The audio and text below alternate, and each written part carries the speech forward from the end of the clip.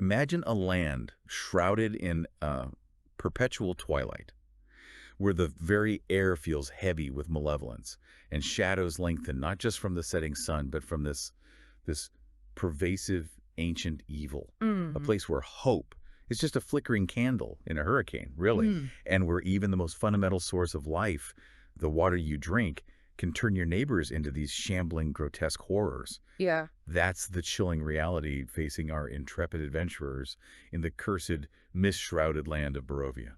It's such a powerful setting, isn't it? It's meticulously crafted to keep players on edge, designed to strip away comfort and force really difficult choices, Right. where every seemingly safe element, even like you said, a sip of water, becomes a potential vector for just overwhelming danger. And that constant pressure, that sense of impending doom, it just permeated their latest perilous journey. Absolutely. Today we're taking a deep dive into the Mists, which is Admiral Blackbeard's gripping Curse of Strahd campaign, as showcased over on YouTube. Right, a great source for this. Exactly.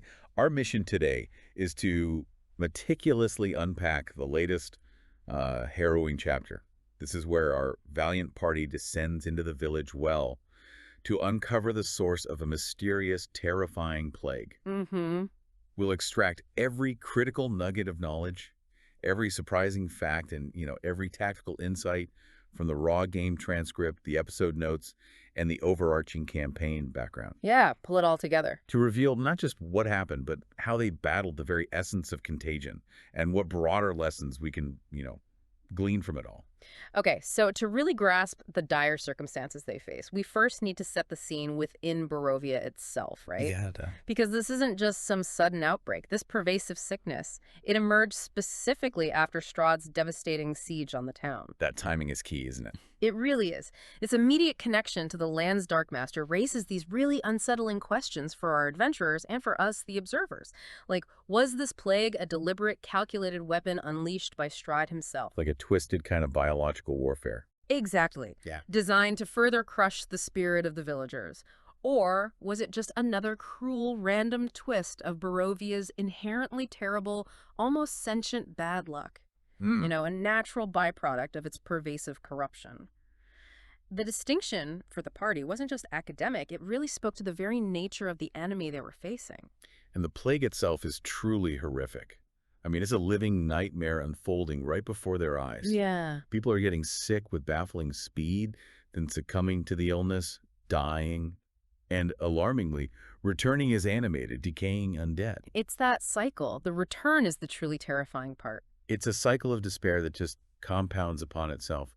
The local physician, who's really just a figure of meager medical solace in this accursed land, Ray, doing his best, probably. he's been observing this grim progression with growing dread. His findings point to a single terrifying source, the village well. Ah, the well. He's noted with chilling certainty that those closest to the well, those who rely most heavily on its water, are falling ill the fastest. So it's not airborne, it's clearly waterborne. Exactly. It points to a very specific, tangible vector for this spreading evil, a direct conduit for Barovia's corruption. That crucial piece of information certainly narrowed down the scope of the investigation, didn't it? Yeah. But it also painted this deeply unsettling picture. If the very source of drinking water is compromised, well, the lifeblood of the village becomes its poison. It'll be fine. And it's into this horrifying scenario that will be following the valiant efforts of our adventurers. Jinwinax, the steadfast paladin. A bastion of divine will? Raven, the resourceful cleric, her faith and healing just desperately needed. Absolutely. Ziprin, the warlock with that flair for the dramatic, his arcane powers kind of as unpredictable as his personality. Yeah, that's Sikrin. And Logain, the cunning rogue, always observant, adept at navigating the shadows. A classic party setup, really. They are the ones who literally got their hands dirty, delving into the literal and metaphorical depths of Barovia's despair to find answers. Okay, let's unpack this journey into the depths then. Starting with the perilous descent itself and those first, well, putrid encounters that immediately set the tone. Right. As you, our listener, might recall, last we left off, the adventurers had a pretty rough run-in with Doru. Ah, yes, Doru, the vampire spawn. Exactly. He proved to be much, much stronger and more cunning than they originally perceived.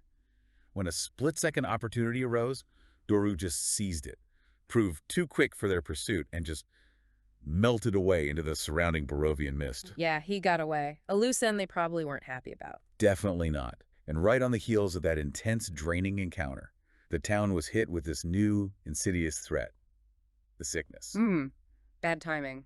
Or maybe calculated timing. Right.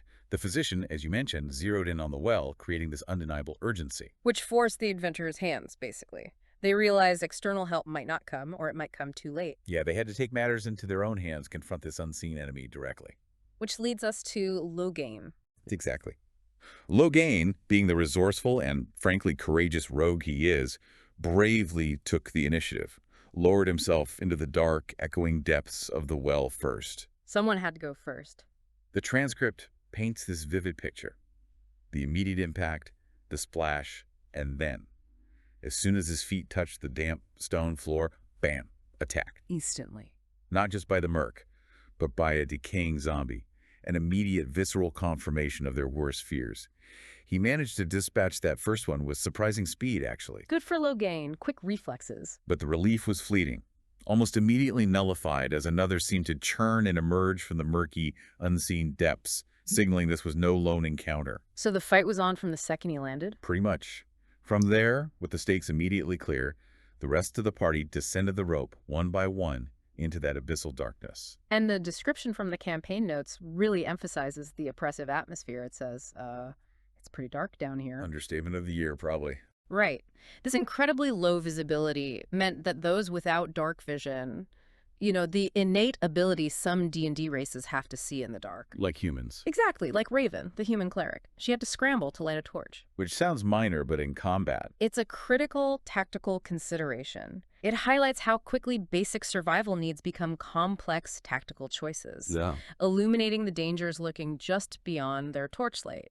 Or not at all for those with better senses. And these weren't just any ordinary zombies, were they? The source material, drawing from those chilling campaign notes, describes them in truly repulsive detail. Oh, yeah. They are rotting, icky, and almost unbelievably falling apart half-ass, already at full health. That phrase sticks with you, doesn't it? Right. Falling apart half-ass. It really does. The comparison to a ripe banana, too. Just imagine that. This squishy, decaying horror, barely holding its form, yet still moving with this sinister purpose. Ugh. It creates this immediate sense of revulsion and just underscores the sheer degradation of life in Barovia. But what's truly disturbing, and maybe the most significant characteristic of these decayed zombies, is their unnerving resilience. This is the key part. Despite their outwardly decrepit state, their most unsettling feature is their ability to keep attacking you, even after being severed from their body. Which immediately signals that your usual zombie fighting tactics, dismemberment, Chop off an arm, stop the threat. might not be as effective here. Yeah. It's a fundamental subversion of a common D&D trope, forcing the players to completely rethink their combat approach from the very first encounter. A truly gruesome detail that profoundly changes the game and ups the stakes right from the start. Absolutely. So in those first strikes, Logain, as we mentioned, quickly dispatches the initial zombie he encountered, confirms his immediate threat assessment. Okay. Zikrin, the warlock, attempts an eldritch blast, his signature, potent beam of force. Right, reliable damage Usually. But in the chaos and oppressive darkness, it misses its mark entirely. Hits the unforgiving well wall instead. A clear sign that even powerful spells can just go awry under pressure. Happens to the best of us, especially down a dark well. Raven, after carefully lighting her torch to pierce the gloom, draws her crossbow and lands a direct hit. 3 points of piercing damage. Okay, solid hit. Then with a bonus action, she taps into her Divine Reservoir, activating Divine Smite. Ah, the smite. This powerful cleric ability infuses her weapon attack with divine energy, adding an additional 9 points of radiant damage. Which is huge against undead, that radiant damage. Exactly. It rolls 2d8 plus an extra 1d8 because the target is specifically undead. This initial potent combination ranged attack, Divine Burst, clearly highlighted the party's immediate offensive capabilities and Raven's strategic value in this undead-infested environment. Showcase that synergy between careful positioning and divine power right away. But the action in the chamber, as the notes succinctly put it, Drew attention. Always does. immediately drew more unwelcome attention. The sounds of combat, the flashes of light, the divine energy echoing through the damp stone. It served as an irresistible beacon. Like ringing the dinner bell for zombies? Pretty much.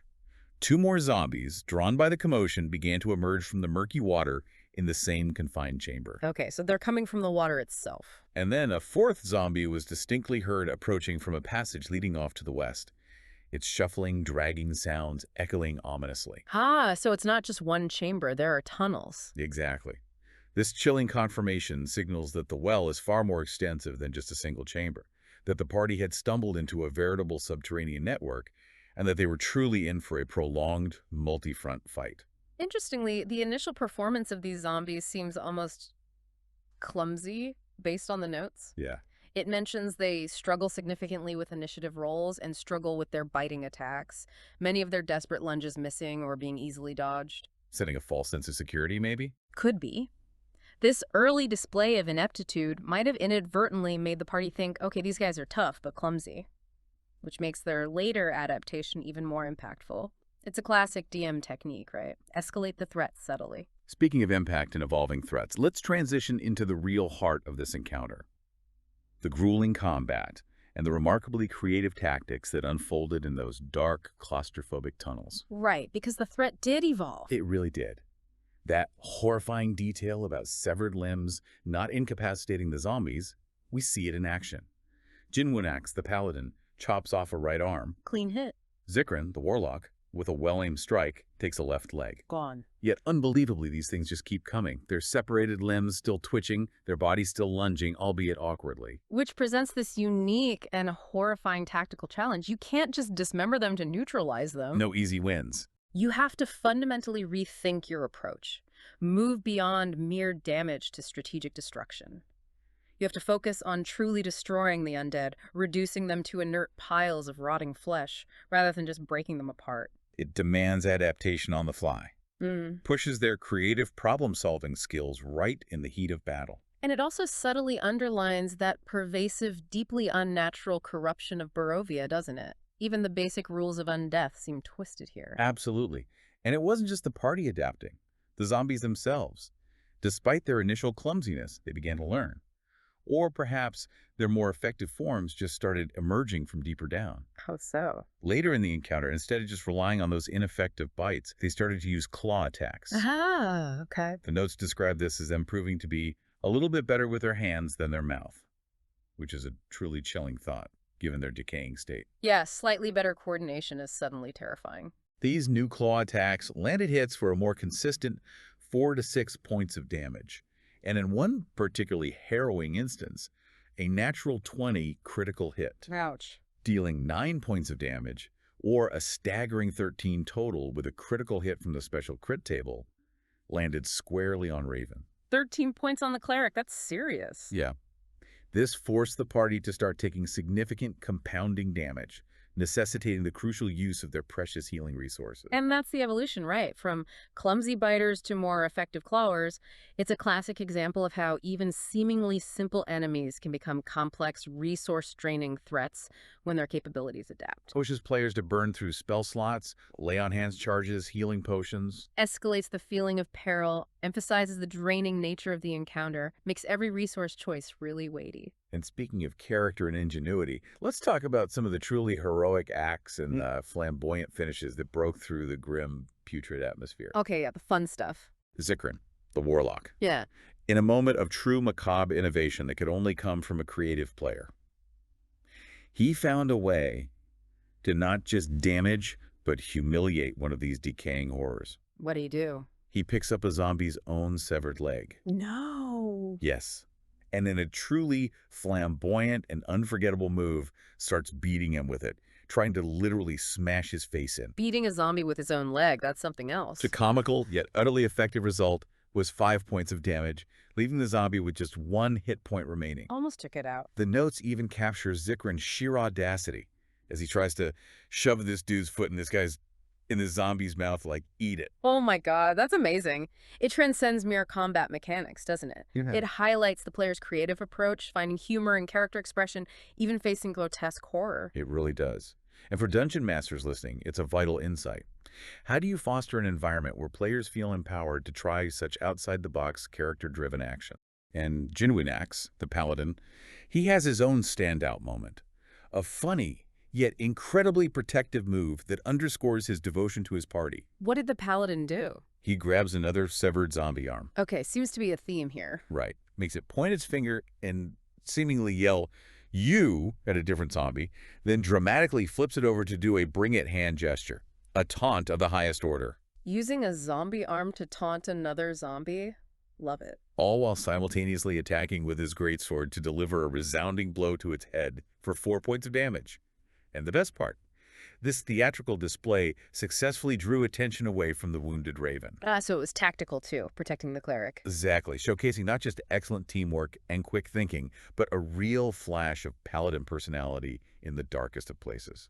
These moments, while humorous, are crucial for demonstrating the party's cohesion and individual flair. Adds depth to what could just be a slog. And they're more than just comic relief, right? In a campaign as relentlessly grim and despair-inducing as Curse of Strahd. They're vital. For player morale, for character authenticity, it's a key insight for DMs. Weave in moments of absurdity or character-driven personality into even intense encounters without breaking immersion. Keeps it from becoming just rolling dice. Reminds you that even in Barovia, your heroes are still people.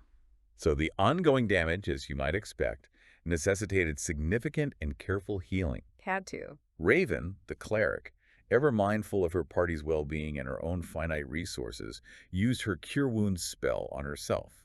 Restored a crucial 10 hit points after taking that nasty crit. Smart move. Keep the healer up. Later, she extended her Divine Touch to Zikrin, restoring 15 hit points, bringing him back from the brink after he took a hit. Okay, good teamwork. She was notably mindful of her spell slot usage, though, having already used 3 first-level spells but carefully saving her 2 remaining second-level ones. For the boss fight, probably. For what she shrewdly anticipated would be the main course, an even more formidable challenge deeper within the well. Smart resource management. Jinwunax, the paladin, also utilized his Lay on Hands ability, right? That pool of healing. Yeah, a versatile pool of 15 hit points that he can distribute as he sees fit. Use it to heal himself back to full after taking significant hits. That flexible non-spell resource is invaluable for paladins in long fights. This meticulous resource management, tracking every spell slot, every point of healing, became absolutely vital for their survival down there. It's a fundamental challenge of D&D combat, isn't it? Yeah. Balancing immediate needs with the looming threat of future unknown encounters. Totally. And speaking of paladin abilities, Jinwunax, ever the protector, even casts Sanctuary on Zikrin. Ah, Sanctuary. Explain that quickly. It's a divine spell. It compels any creature attempting to attack the warded target to first make a wisdom saving throw. If they fail, they have to choose a new target or waste the attack. Powerful defensive spell. Yeah. Forces enemies to hesitate. It comes with a critical caveat, a strict condition that tests a player's discipline. If the warded creature attacks or deals damage, the spell immediately ends. The protective aura just dissolves. And let me guess. And in a moment of truly classic D&D learning by doing, Zikrin unknowingly does exactly that. Of course he does. Still in the thick of combat, driven by instinct, he immediately attacks after being warded, ending the Sanctuary spell almost as soon as it was cast.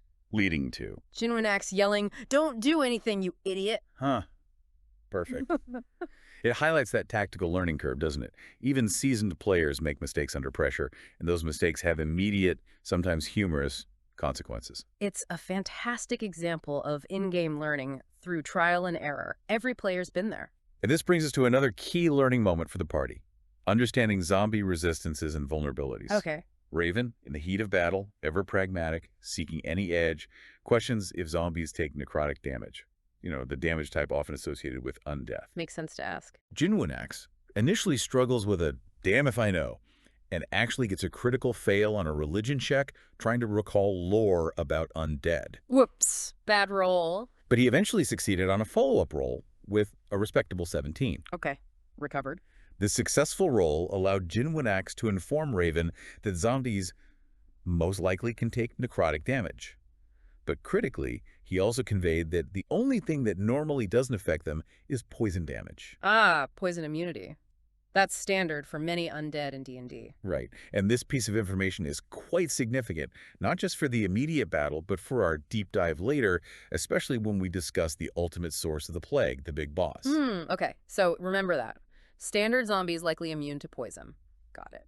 It's a vital insight into the specific vulnerabilities here, offering a strategic edge Or maybe a perplexing contradiction, depending on what they face next. Exactly. So, as the combat continued to rage, the party found themselves not just fighting for survival, but actively navigating these labyrinthine well tunnels. Right, they were moving deeper. After clearing the initial cramped chamber, they proceeded cautiously down a 10-foot corridor that opened up into a smaller but open area. Okay. Their first strategic move was to explore up the north tunnel, systematically clearing out zombie after zombie as they pressed forward. Methodical. Checking every path. This path, however, despite their methodical clearing, eventually led to a dead end. Frustrating. Have to backtrack. Always a frustrating moment in a dungeon crawl. Undeterred, they then turned their attention to the west tunnel. Where they heard that fourth zombie coming from earlier. Precisely. And there they quickly encountered more zombies, relentlessly making their way deeper and deeper down in the well's tunnels. The steady stream of enemies just underscored the sheer scale of the infestation. No easy progress. Constant fighting. The party tried to maintain a cautious advancement. Lugiane scouting ahead, keen senses alert for ambushes, others following closely, trying to keep a defensive formation. Smart play in theory. But the close quarters and narrow passages often negated these careful preparations, led to direct, unavoidable engagements that kept the pressure relentlessly on them. Yeah, tight spaces limit tactical options. No room to maneuver, bottleneck, just face-to-face grinding combat. Which contributed significantly to the grueling, attritional nature of the whole encounter. Drained their resources, demanded constant vigilance, limited their tactical options, made every step forward a hard-won victory. And vigilance was certainly needed for what came next. Oh, yeah. Let's move on to part 3. The truly hulking threat and the explosive climax they eventually faced. The moment they discovered the very source of Barovia's new blight. The main event. After that prolonged, difficult battle through the cramped, damp tunnels, the party finally arrived at a large, open area. A substantial 40 by 40-foot chamber, described as the biggest one y'all have come to so far in this subterranean network. Okay, so the environment changes. Bigger space, potentially bigger threat. And that's exactly what they found. This grand chamber served as the undisputed lair for the central threat, the true architect of the plague. A huge, large plague-spewing zombie. The plague spreader. This monstrous creature was surrounded by even more of the regular decayed zombies, its grotesque presence indicating its undeniable dominion. The campaign notes explicitly identify this hulking horror as the source of the plague infecting the village. The festering heart of the contagion they'd been seeking finally found it. And the plague spreader had some truly horrific and devastating abilities, clearly designed to spread its vile contagion. Like what? Its signature attack was exhaling green toxic gas in a wide, insidious 15-foot cone directly from its putrid maw. A breath weapon. Classic monster move. Any creature caught in this noxious cloud was forced to make a DC-14 Constitution saving throw. DC-14 con save. That's tough at this level. What happens if you fail? Failure meant taking a significant 11 points of poison damage. 11 poison damage. Wow. And this attack, predictably, hit multiple party members, including Raven, Logain, and Jinwanax, caused massive amounts of damage, and rapidly drained their remaining hit points. An area of effect attack like that immediately changes the fight dynamics. Forces you to think about positioning, resilience. Can't just bunch up. Exactly. What's also notable, and provided a brief dark chuckle amidst the tension, was a moment during the fight where a regular zombie attacking Jinwanak's double crit failed. Rolled 2 ones. Oh dear. Meaning it rolled 2 ones on the 20-sided die, a truly catastrophic failure. In its flailing attempt to hit the paladin, it hilariously ripped its own arm off. It dismembered itself. Brilliant. Jinwanax, ever the showman, even in dire straits, simply shrugged, holding up the severed arm for emphasis and stating with dry wit, clearly durability isn't their strong suit. Yeah. A grim comedic relief moment. Highlights the absurdity of the undead and the player's ability to find humor even in horror. Totally. But mostly, this was truly intense, grueling combat, a relentless exchange of blows and abilities. The party, recognizing the sheer threat, concentrated their efforts on the hulking zombie, right? Focus fire. Yeah, strategically using range with Logain's short bow and Zikrin's potent eldritch blast. Shipping away from a distance. While Jinwanak's greatsword and Raven's mace brought the fight up close and personal, engaging the behemoth directly. A classic pincer movement, sort of. Ranged and melee working together. There were several close calls that pushed the party to their limits. Zikrin, for instance, took a hard hit for 16 points of damage from a regular zombie's critical strike. Oof, 16 damage is huge. Visibly recoiling and grunting with what the notes described as a demonic roar, reflecting the warlock's inherent connection to darker powers. But Zikrin wasn't one to back down, I bet. Not at all. He retaliated with a furious, hellish rebuke, Ah, the reaction spell. Fire damage back at the attacker. dealing a scorching 22 points of fire damage, practically singing the zombie's eyebrows, a moment of raw power and desperate retaliation. Nice. Gotta love Hellish Rebuke. Team support was crucial throughout this, I imagine. Absolutely. Jinwenax frequently checked on his wounded warlock companion, asking Zikrin, "How are you holding on?" showing genuine concern amidst the chaos. Good leadership from the Paladin. Raven, despite being low on her precious spell slots, continued to provide crucial healing whenever possible, prioritizing the most vulnerable members and keeping them in the fight. Patching them up just enough to keep going. An interesting strategic choice emerged as well, described as a choke point strategy. How did that work? The party intentionally used the regular decayed zombies as cannon fodder, essentially, Okay. allowing them to block the plague spreader's movement, making it harder for the colossal creature to reach the main party members. Ah, using the minions against the boss. Smart. Body blocking. This clever tactic effectively funneled the enemies and allowed the adventurers to continue chipping away at the big dude, focusing their damage on the primary threat while controlling the flow of the battle, even when outnumbered. Showed intelligent use of the environment and the lesser enemies. Turning a disadvantaged lots of zombies into a tactical advantage. After a prolonged, difficult, and utterly draining battle that tested their resolve and resources to their absolute limits, Logain, with a perfectly aimed shot from his short bow, The rogue strikes again. finally landed the killing blow to the hulking zombie plague spreader. Yes. Got him. The relief must have been immense. Palpable, I bet. But the demise of this monstrous source of contagion was far from straightforward or clean. Oh, what happened? What happened next was truly unexpected and delivered a final nasty surprise. The plague spreader's body explodes upon death. Explodes. Okay, that's new. This horrific post-mortem reaction created a toxic miasma that rapidly expanded in a 30-foot radius from the point of its demise. 30 feet. That's huge, covering most of that big chamber. Every creature caught within this expanding cloud was forced to make a DC-14 dexterity saving throw to mitigate the damage. Dex save this time, not con. To dodge the blast, basically. Those who failed, like Jinwenax, took the full 12 points of poison damage. Another 12 poison damage, even after it's dead. A significant hit even after the main threat was gone. Those who succeeded, Zikrin, Raven, and Logain, took half, so 6 points. Still taking damage. A final, nasty parting shot from the source of the plague. Inflicted even more damage after it was dead. So with the central threat vanquished, what does this all mean for Part 4?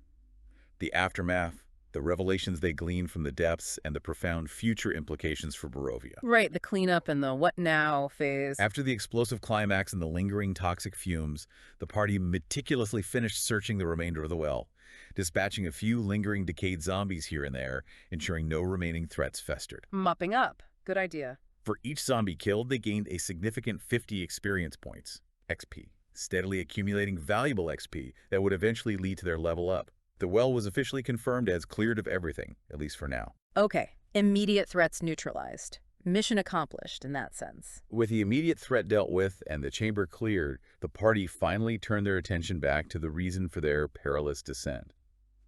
There's a moment of grim humor as Zikrin ironically asks, "What did we come down here for?" Huh.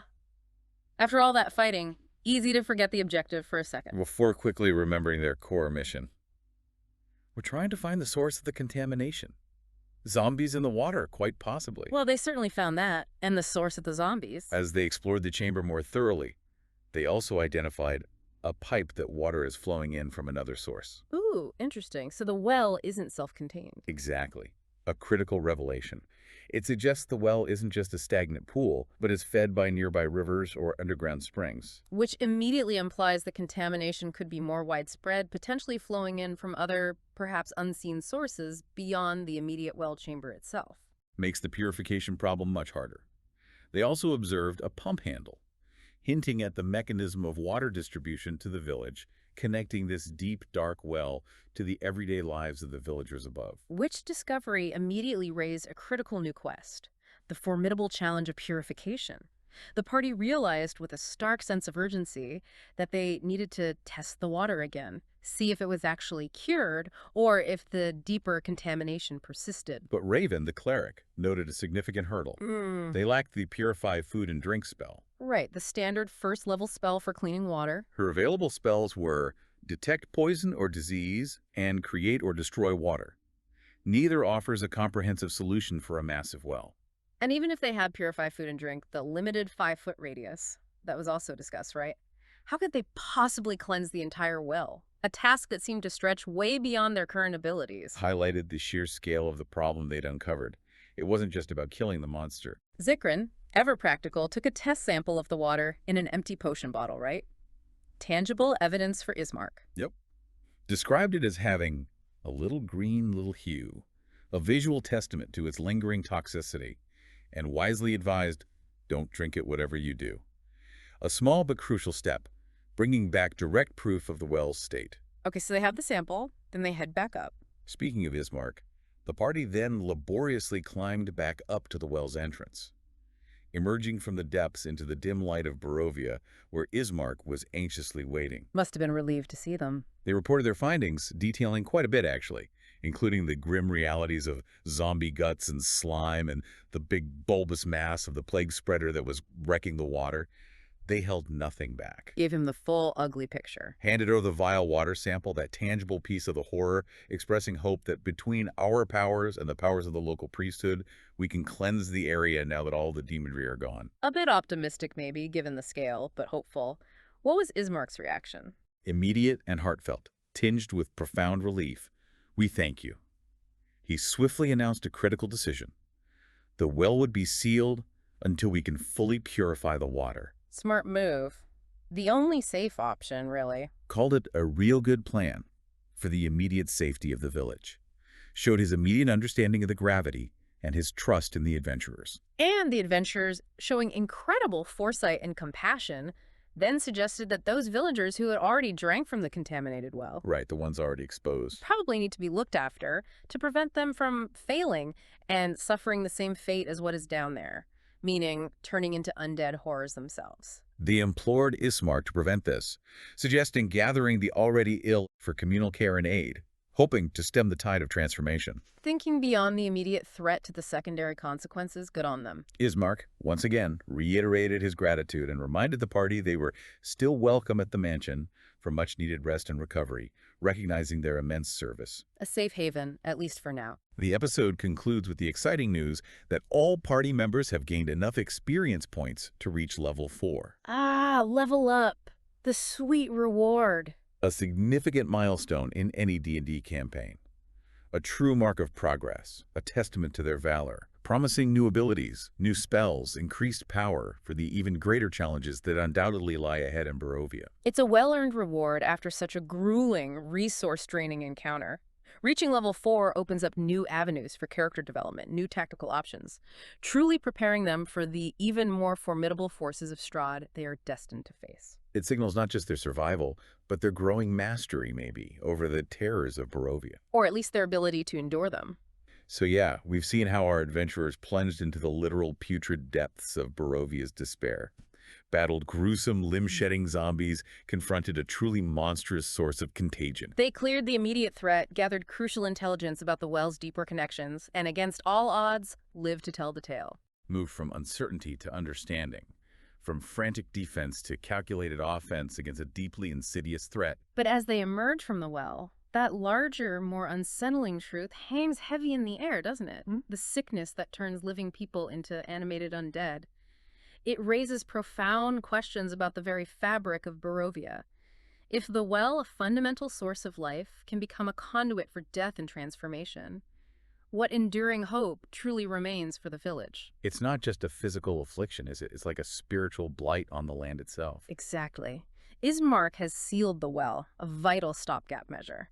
But how will they truly purify the deep-rooted corruption beyond just removing the immediate source? That pipe feeding into it is still a huge question mark. And how will they aid the already infected, those who might still succumb and rise as monstrous reflections of their former selves? What might this growing, evolving threat mean for their inevitable next encounter with the forces of Strahd, who seems to orchestrate so much of Barovia's misery? This contagion feels like more than just a localized issue. It speaks to the very soul of Barovia, doesn't it?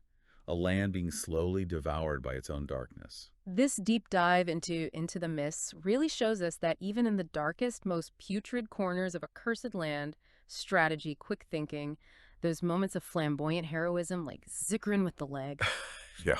and unwavering teamwork can make all the difference. It's a testament to the layered experience of tabletop role-playing, where every dice roll, every strategic decision, every unexpected monster ability adds another layer of intrigue, another lesson learned. So, what new challenges will our level 4 heroes face next in this cursed land? Armed with new powers, but facing an ever-deepening mystery. And what insights will you, the listener, carry forward from this harrowing dive into the contagion? Perhaps about how hidden threats can infect the very foundations of what we rely on, or how vital it is to combine individual strengths for collective survival when facing truly overwhelming odds. Something to think about.